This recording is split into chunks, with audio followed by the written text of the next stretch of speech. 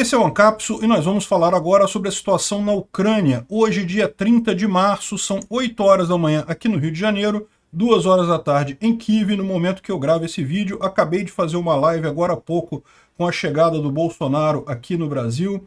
E vamos agora ao nosso vídeo da Ucrânia, né?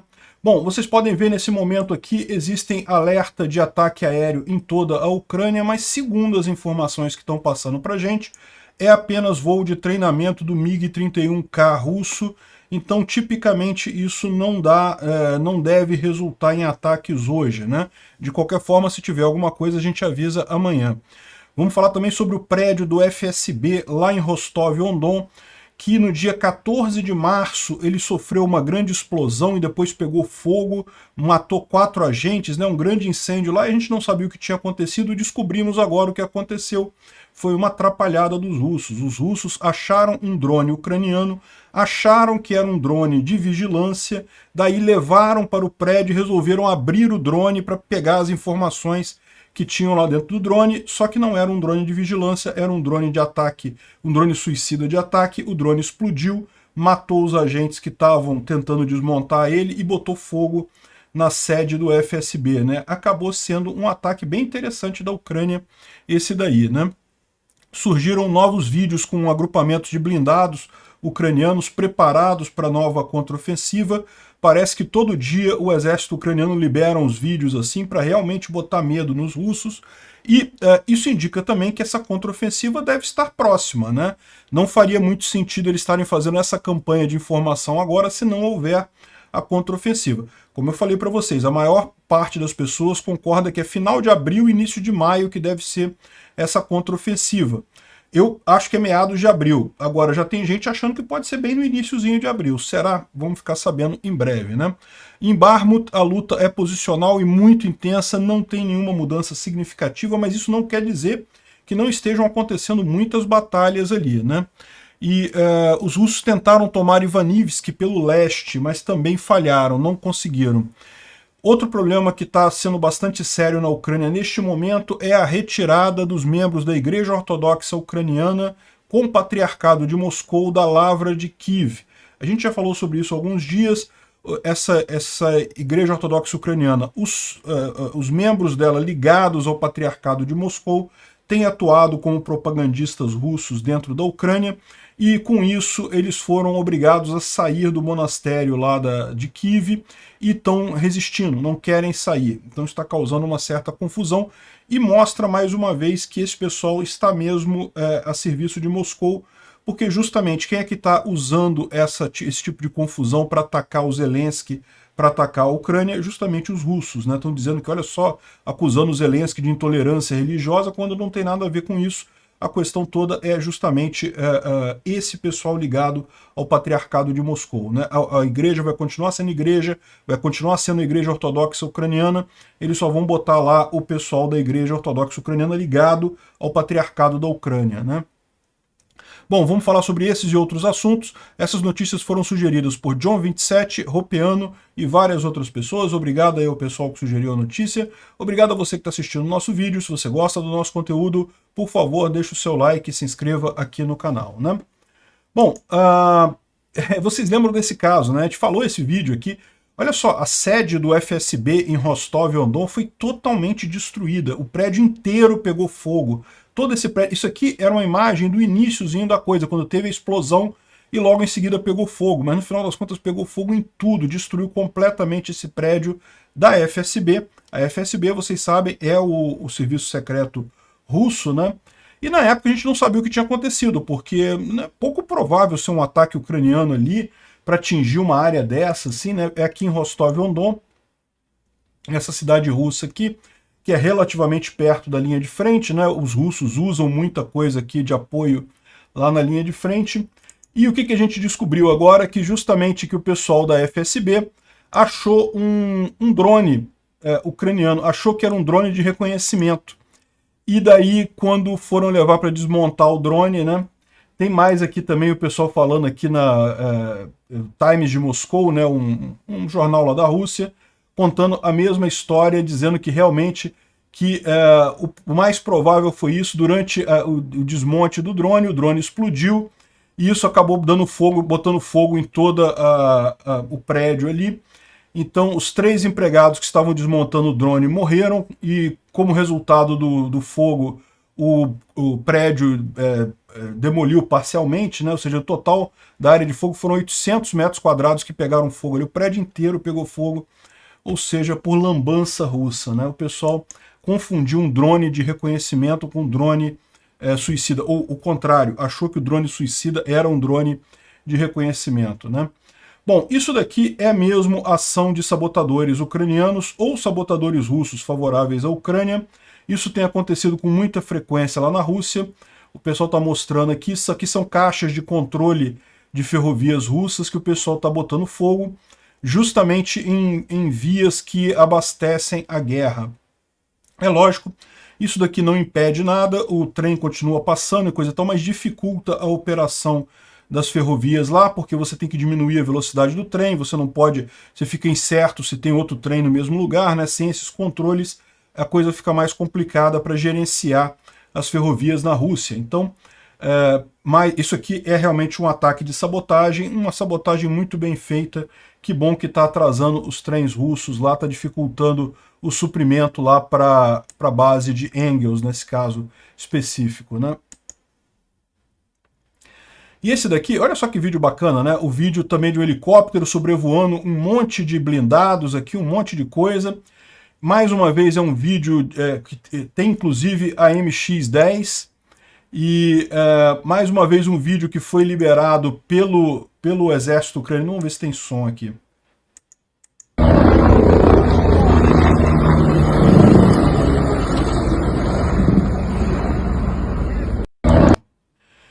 Novamente eles fazem um vídeo para o alto, ou seja, numa situação que não deve dar para identificar muito bem onde eles estão, mas dá para ver que é justamente um comboio preparando para uma grande ação aí em algum lugar da Ucrânia, né?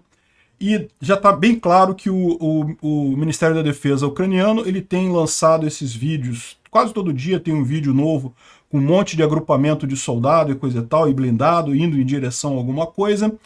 Claramente isso é campanha de informação, mas deixa a gente animado, né? Porque indica que muito em breve deve haver essa ofensiva aí. Onde será essa ofensiva a gente não sabe. Tem várias possibilidades aí. Todo mundo acredita que o mais provável seria aqui de Oryhiv em direção a Melitopol. Mas, né, vamos descobrir muito em breve. E quando será essa ofensiva? Esse é outro ponto que indica também que é o seguinte, né, no final das contas, se eles estão fazendo essa campanha de informação agora, é sinal de que já estão realmente preparando para a coisa. Não faz sentido fazer essa campanha de informação agora e a contraofensiva lá em julho. Então eu imagino que deve ser alguma coisa em abril mesmo. A questão é no final de abril, no início de abril. Vamos aguardar. Deve ter em breve aí notícias disso, né? Bom, e em paralelo os ucranianos continuam atingindo a retaguarda russa, né, visando destruir depósitos de munição, depósitos de pessoal, de equipamento e coisa e tal. Ontem foi a vez de Vardivsk, lá na Crimeia, um drone parece que atingiu uma instalação russa. Aqui dá para ver a coluna de fumaça aqui na região. Parece que isso daqui foi justamente no aeroporto, na base aérea que tem ali nessa região de Vardivsk. Aqui tem mais informações, ó.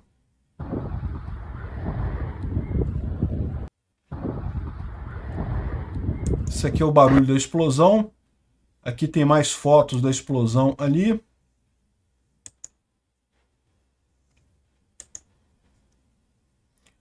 Várias fotos da explosão lá no lugar, ali na região, né? Outra coisa que houve também foi um ataque de drone a um gasoduto em Belgorod, né? Isso aconteceu, na verdade, no dia 27 de março. Então, Belgorod, para quem não sabe, é aqui essa cidade aqui próxima de Kharkiv. E, além disso, teve também uma outra explosão em Sverdlovsk, no Oblast de Sverdlovsk. O Oblast de Sverdlovsk é bem longe da Ucrânia, dá para ver aqui no mapa onde é, foi no norte dele, em algum lugar por aqui, e daí teve essa grande explosão aqui. Isso daqui parece ser pouco provável ser algum ataque ucraniano, né? O mais provável neste caso aqui é que tenha sido uma explosão mesmo, um acidente, Dmitry estava fumando lá, alguma coisa assim. Então, isso aqui é outra explosão diferente, né? Essa daqui foi causada pelos ucranianos, essa daqui não, isso aqui aparentemente foi uma explosão acidental, né? Mas pode ser sabotagem também, né? Bom, outra informação é uma explosão que teve também em Belgorod, outra explosão em Belgorod, dessa vez de uma subestação elétrica. O pessoal fez aqui uma triangulação para descobrir e identificaram justamente uma subestação elétrica aqui como ponto dessa explosão aqui, dessa segunda explosão lá em Belgorod, né? Aqui o pessoal está mostrando uma foto que o pessoal ainda não sabe se é uma foto real, né? Porque isso aqui não mostra muita coisa, mas parece mostrar um tanque Leopard 2 com essa Contact Era, que são aqueles tijolos reativos, né? O que é isso? Isso daí é um explosivo que fica ali ligado no tanque, que a função dele é, quando chega o míssil inimigo para tentar perfurar a blindagem do blindado, né, do tanque, esse explosivo explode, com isso atrapalha a carga perfurante do míssil que está vindo, então consegue dar uma sobrevida ao tanque, né? Ou seja, se torna mais difícil atingir e perfurar o tanque. Não é perfeito, não resolve 100% das vezes, mas já é uma proteção a mais e parece que os ucranianos estão usando isso, colocaram isso nos tanques Leopard que eles receberam, né? O Igor Girkin, ou Igor Strelkov, está brigando por conta de colocação de um membro lá do Khodorkovsky lá como chefe do departamento da Guarda Nacional da, entre aspas, República Separatista de Donetsk. Por 9 anos, esse NIT, eu confesso para vocês que eu não sei o que significa NIT em inglês, eu imagino que seja alguma coisa depreciativa, né? Esse idiota, vamos dizer assim. Traiu, vendeu, enganou e promoveu a si mesmo em ordem para até chegar na posição de coronel.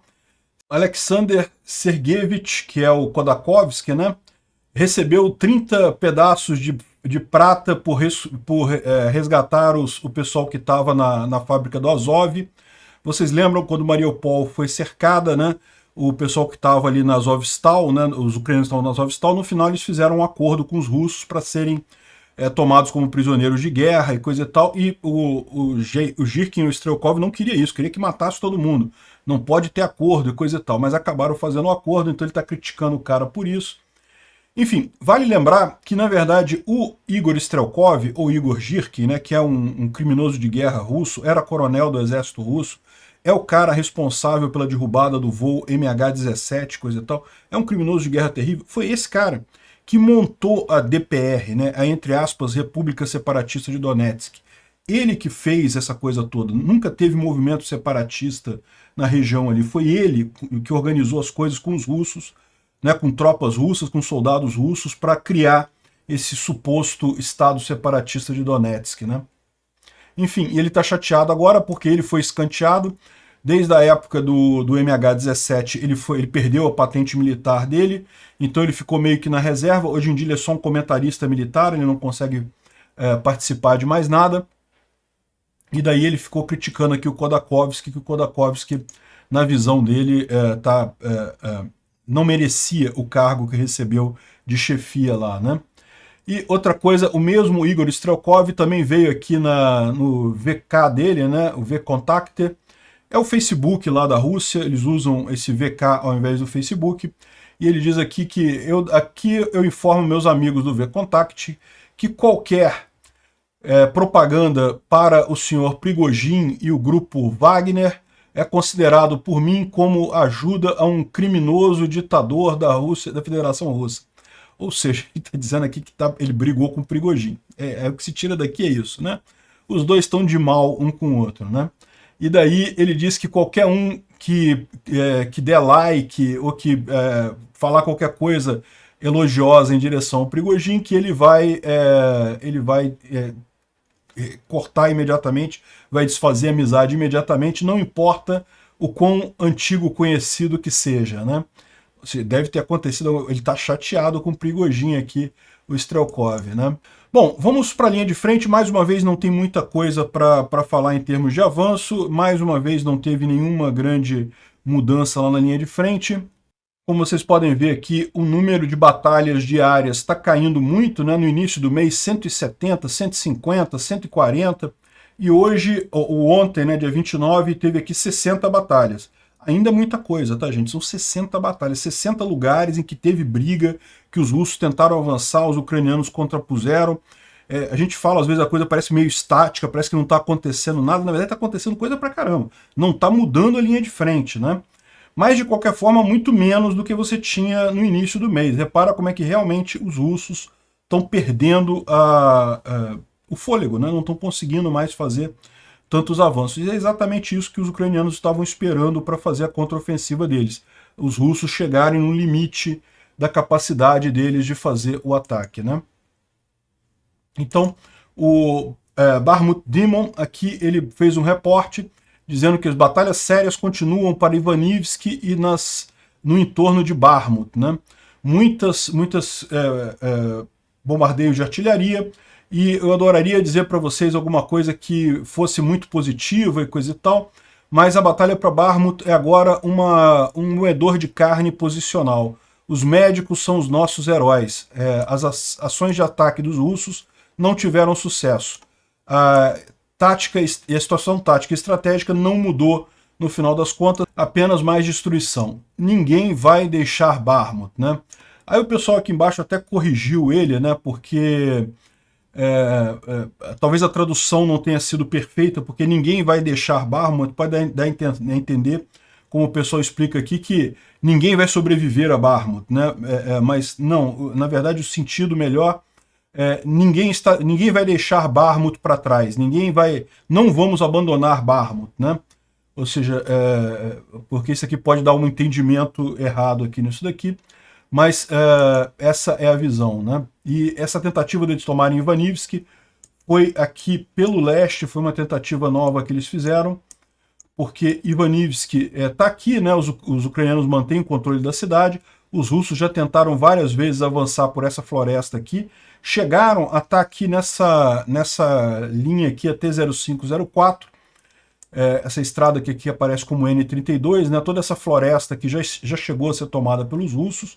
Em determinado momento, os ucranianos fizeram uma grande contraofensiva aqui, na verdade, mais um contra-ataque, né, porque é um negócio mais localizado, mas fizeram um grande contra-ataque aqui, retomaram toda essa área de floresta, então afastaram bem os russos, só que os russos estão avançando para cá, né, nessa outra área de floresta aqui, e parece que dessa vez tentaram Ivanivsk pelo leste, ou seja, tentaram a partir daqui tomar a cidade, mas também não tiveram sucesso, né? Tomar Ivanivsk seria algo ruim para os ucranianos, porque deixaria mais complicada o abastecimento da cidade, né? Hoje a T0504 já passa muito perto aqui das tropas russas, já é difícil usar ela nesse trecho aqui, mas existem outras estradas de chão, outros caminhos aqui por dentro, então eles podem usar essa parte aqui com tranquilidade e a partir daqui usar outras estradas para chegar aqui em Bahmut, né? Então ainda usam essa T0504 e também a O0506 como rotas de abastecimento aqui de Bahmut, né? Isso daqui, os ucranianos fizeram uma destruição de um dormitório, de um local onde ficavam as tropas russas, ali perto de Bahmut. Olha só, vou botar aqui para vocês o vídeo. Eu não posso botar o som. Eu não posso botar o som porque tem copyright, né? Mas atingiram lá o prédio onde estavam os wagneritas lá na região. Dá para ver explosão secundária aqui, tá vendo? Ou seja, sinal que estavam usando também como depósito de munição isso daqui. Não era só o local onde estavam as tropas, também era depósito de munição. E mais adiante aqui, ó, você vai ver que dá uma grande explosão aqui no final, ó, dá uma grande explosão, ou seja, mostra que tinha muita munição por ali, né? E isso daqui fica aqui, ó, em Paraskovivka.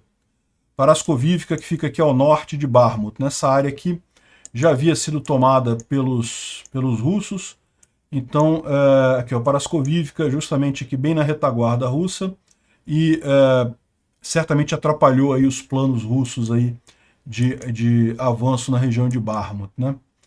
Aqui o Noel também fala sobre a situação em Bahmut. Algumas fontes russas dizem que já estão avançando mais ao sul aqui, mas que não tem nada confirmado ainda, né? Também tem os russos dizendo que tomaram um determinado hotel aqui em uma região aqui no norte de Bakhmut, mas também não tem nada confirmado. No restante da linha de frente também não tem nenhuma grande novidade. É aquilo que a gente fala nesse momento, não é que não esteja, que esteja estático a coisa, que ninguém esteja brigando. Tem muitas batalhas ainda, como a gente viu aqui. Ainda teve 60 ou um pouco mais de encontros, de disputas com os russos lá, né? Embora seja menos que o normal, ainda é muita coisa. É que não mudou nada no final das contas. O Instituto para o Estudo da Guerra fala aqui sobre um possível novo acordo entre o Irã e a Rússia. Isso é uma coisa preocupante. Como vocês sabem, o Irã é um pária internacional também, que só o Brasil deixa navio do Irã parar em porto aqui no Brasil, né? Só com Lula mesmo para fazer uma besteira dessa. O Irã e a Rússia estão em negociações para fechar acordos de transferência de armamento, né? Parece que o Lavrov esteve com o ministro das Relações Exteriores iranianos, o Amir Abdollahian, e estão trabalhando em algum tipo de cooperação. Isso foi ontem, dia 29 de março, né? E é aquele negócio, é sempre um risco isso, por dois lados, né? Não é só pelo lado russo, não. Os russos podem conseguir mais armamentos com os iranianos, mas também tem um lado ruim, que é sempre a possibilidade dos russos fornecerem tecnologia nuclear para os iranianos, que os iranianos querem muito isso, né? Então é duplamente preocupante isso daqui. Vamos ver se sai alguma coisa, né? Ontem a gente falou sobre isso daqui, que o Prigozhin, ele usou aquela história da garota de 12 anos, cujo pai foi preso ou foi condenado pelos russos e coisa e tal, tentando fazer uma imagem mais sensível, né? Pedindo perdão pro cara, falando que, pô, para com isso e tal. Enfim, a gente já falou sobre isso ontem. Teve um ataque a uma estação de polícia na Chechênia, né, com o Kadyrov, lá com o pessoal do Kadyrov. Não sei se teve nada muito significativo aqui. E, por fim, tem uma entrevista do ministro da Defesa ucraniano, o Oleksiy Reznikov, que disse que as forças ucranianas podem estar preparando para lançar a contraofensiva em abril ou maio, dependendo das condições meteorológicas. Foi uma entrevista com uma revista estoniana, né? E o pessoal da Ucrânia pode decidir usar os Leopard 2 recebidos recentemente nesse possível contra-ataque, né? Nessa possível contraofensiva de primavera. Então, ou seja, ele não deu nenhuma informação definitiva, mas ele falou que a gente já suspeita que aconteça, né? Uma contraofensiva entre abril ou maio. Na visão dele, o que está sendo aguardado é justamente a situação do clima. Como a gente viu, nesses últimos dias lá está chovendo bastante na região, então é provável que não seja logo agora no início de abril. Mas vamos ver, né? O pessoal está empolgado com isso daí. Bom, isso daqui é a situação da estrada entre Mariupol e Melitopol. Olha só a confusão que está acontecendo lá, né? Essa estrada é a estrada aqui, ó. É essa estrada que corre aqui bem ao sul aqui da região de Zaporísia, na região ocupada de Zaporísia. E como vocês sabem, os russos estão preocupadíssimos, querendo mandar material e pessoal justamente para defender da contraofensiva ucraniana, que deve acontecer aí nos próximos meses, né? Então essa estrada tem sido muito usada justamente porque ela fica bem distante da linha de frente, então permite que o pessoal trafegue em relativa segurança. Não é que você fique 100% seguro, mas fica numa posição de segurança um pouco maior ali, né, na retaguarda. Só que olha a confusão como está essa estrada aqui, o pessoal tentando passar, tentando cortar caminho e bloqueando todo mundo, bloqueou a estrada toda, um monte de caminhão parado. Realmente está um caos a estrada lá, né? Parece que estão fazendo obra na estrada também ao mesmo tempo. Realmente uma confusão. E aí um horário que podia aproveitar um raimarzinho, né? Ia ficar bem bacana isso daqui, no final das contas. Bom, o Mike Martin tá lançando o livro dele sobre estratégia, né? E daí ele deu uma palhinha dizendo sobre por que a Rússia está numa situação amplamente desfavorável aqui, né? E ele explica aqui com uma situação física, né? Os ucranianos, eles, como estão atuando nessa área, eles têm muito mais facilidade de logística, muito mais facilidade de transporte de tropas, de reforço, do que os russos que estão agindo numa área muito maior, né? Eles acabam ficando com um custo maior para deslocar tropa. Então isso é uma das vantagens, mas lógico, não é a única.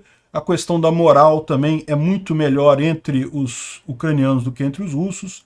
Também a parte de treinamento é muito bacana, né? É lógico que ele está falando isso aqui só para vender o livro dele, mas é interessante de qualquer forma a gente ver isso daí, porque por outro lado a gente tem aqui o Alexander Alzan, que é o professor de economia da Universidade de Moscou.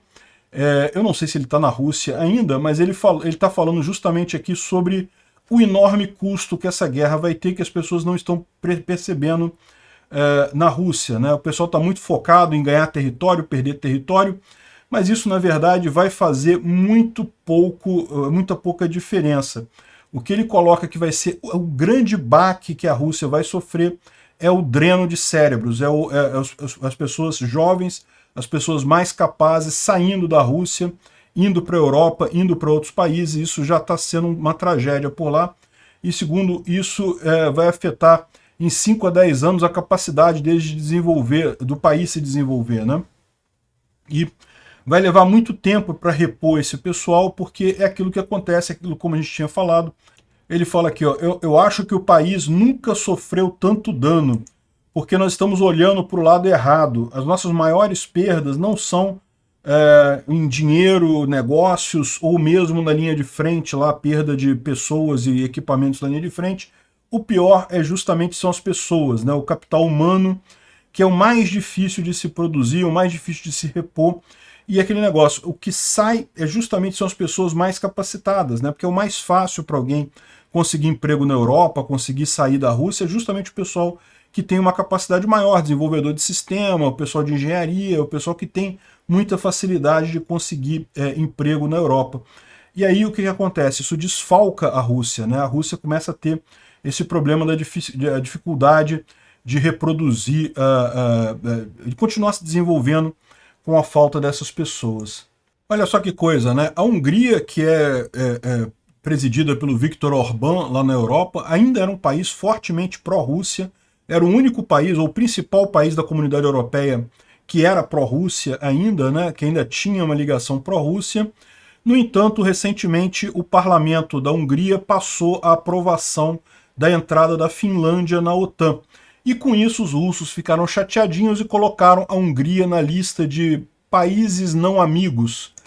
E, ok, eu acho até positivo isso, porque realmente ninguém quer ser amigo da Rússia no final das contas, vão acabar empurrando o Orbán no sentido correto. Já que ele não vai por ele mesmo, a Rússia empurra ele para o lado correto, né? O Yahoo Notícias diz aqui que o Putin pode ser vítima de queima de arquivo antes do julgamento por crimes de guerra. Isso aqui, na verdade, a gente já falou sobre essa notícia há um tempo atrás.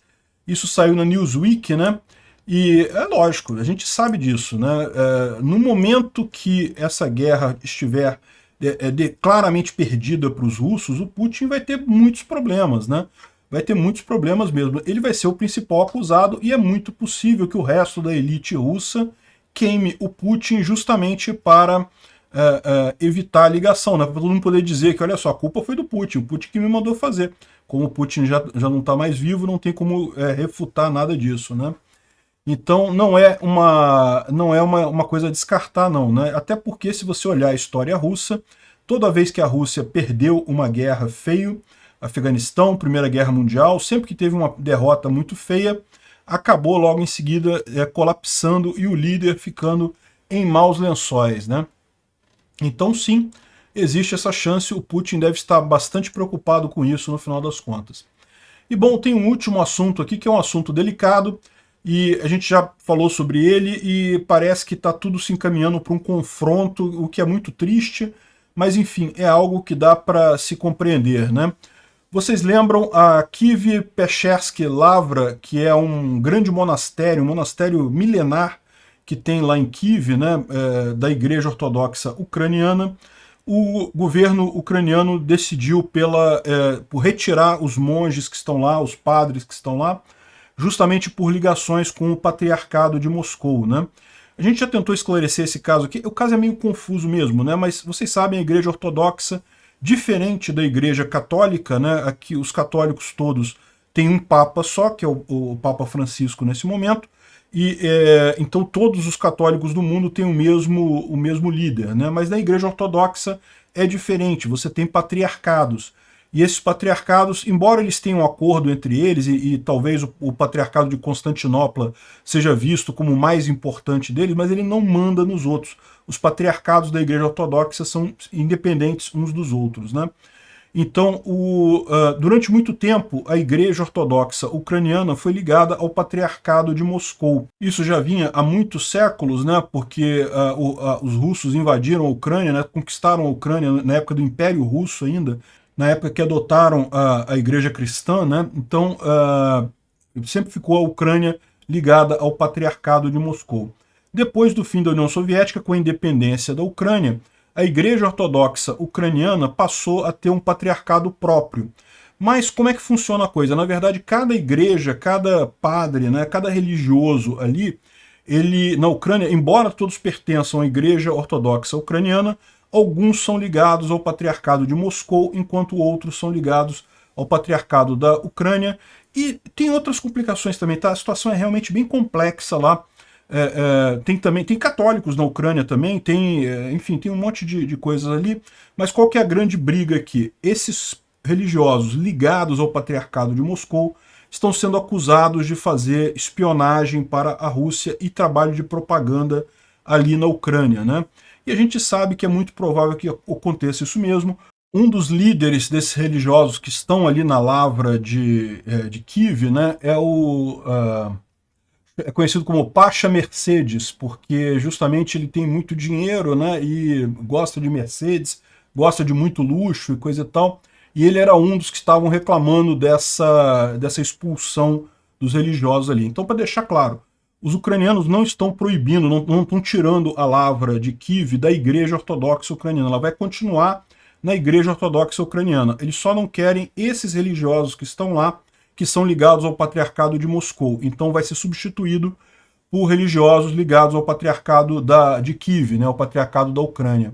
Prazo para eles saírem, para eles abandonarem, era ontem, eles não abandonaram. Hoje cedo foi uma missão do Ministério da Cultura tentar entrar lá na lavra de Kiev para negociar alguma coisa, né, de forma pacífica, mas os religiosos se recusaram a sair. E tentaram roubar ícones, né, tentaram roubar coisas lá de dentro. Isso aqui eles estão fazendo uma verificação nos carros que saem lá da lavra. Então identificaram isso daqui, ou seja, parece que os russos estão querendo mesmo, vão sair, mas querem levar coisa, querem roubar coisa. Meio típico de russo isso, né?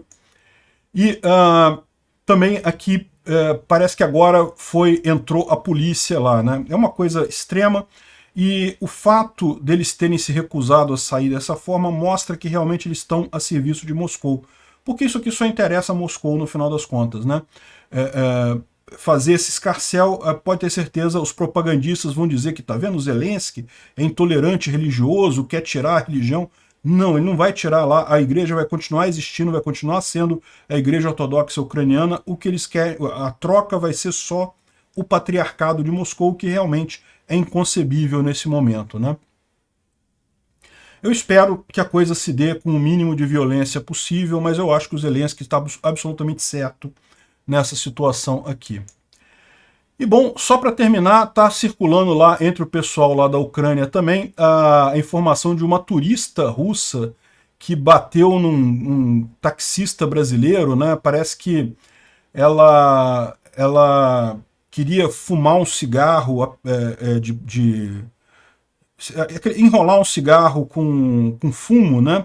Não consta que fosse nenhum tipo de droga, era só fumo mesmo, mas aquilo deixa um cheiro muito forte, né? E o motorista do Uber não aceitou, falou que não podia e coisa e tal, isso prejudicado pelo fato de que ela não sabe falar português e coisa e tal, né? Teve uma dificuldade de comunicação ali.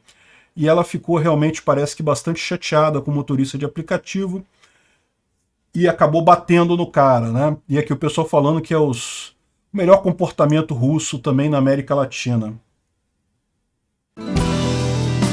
Obrigado por assistir o vídeo até o final.